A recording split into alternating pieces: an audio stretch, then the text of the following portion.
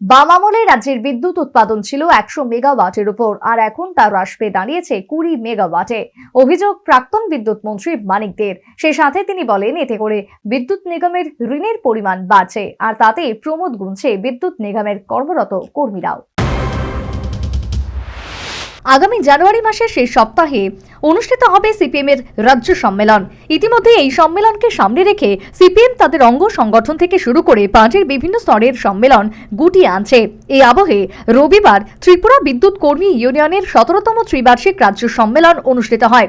রাজধানীর ছাত্র যুব ভবনে অনুষ্ঠিত বাম অঙ্গ সংগঠনের এই সম্মেলনে প্রাক্তন বিদ্যুৎ মন্ত্রী মানিক দে, টিইসিসির সম্পাদিকা মহুয়া রায় সহ অন্যান্যরা উপস্থিত ছিলেন।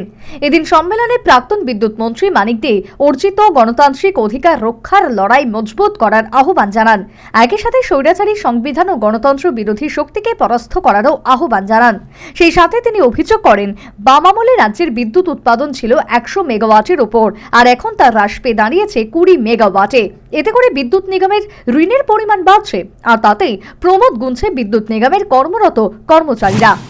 সৌরশক্তি কোনো আপত্তি নেই, কিন্তু সৌরশক্তি একমাত্র বিদ্যুতের সমস্যার সমাধান করে দেবে এটা যারা বললে, এটা তো হয় না, এটা কেউ স্বীকারও করে না। কাজে সেখানে যে বিদ্যুৎ ব্যবস্থাটা ছিল বড়মুড়া বন্ধ হয়ে গেছে। 40 মেগাওয়াট বিদ্যুৎ আসতো, টুকিয়া এখান থেকে 60 মেগাওয়াট বিদ্যুৎ আসতো, এখন শুনলাম এখানে 20 মেগাওয়াট বিদ্যুৎ আসতো এবং 19 মেগাওয়াট আসছে।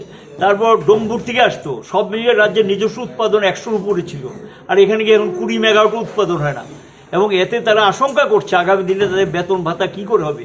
এটা সস্তায়, গ্রাহকরাও সস্তায় পেতেন এবং তাদেরও সেখানে জীবিকার উপরে তাদের বেতন ভাতা এগুলো সংগ্রহ করার একটা সাহায্য। দেখা গেল এই বিদ্যুৎ কেন্দ্রগুলো বন্ধ হয়ে যাচ্ছে, এবং যদি এই অবস্থা হয় তাহলে তো ঋণের বোঝা বাড়বে।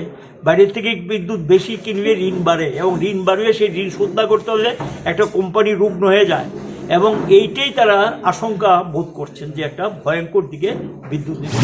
এদিন সম্মেলনের বাম অঙ্গ সংগঠন ত্রিপুরা বিদ্যুৎ কর্মী ইউনিয়নের 53 জনের কেন্দ্রীয় কমিটি গঠিত হয়।